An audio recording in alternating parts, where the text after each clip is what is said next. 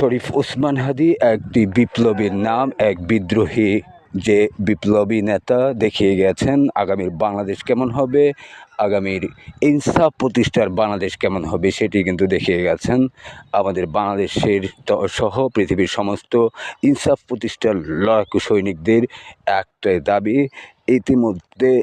অনতিবিলম্বে ডক্টর ইউনূস সাহেব অবশ্যই যদি তিনার প্রধান উপদেষ্টার পদবি এবং এই অভ্যুত্থানের পরবর্তী অন্তর্বর্তী সরকার, সেই সরকার যদি তিনি রক্ষা করতে চান, এই সরকার গঠন যদি তিনি সত্যায়ন করতে চান, তাহলে অনতিবিলম্বে হাদি ভাইয়ের খনিদেরকে পৃথিবীর যেখানেই থাকুক সেখান থেকে ধরে এনে, যেটি জাতীয় মসজিদের খতিব বলেছেন যে, এবং বাংলাদেশের এই যে জুলাই যোদ্ধারা এবং শহীদ পরিবারের একটাই দাবি,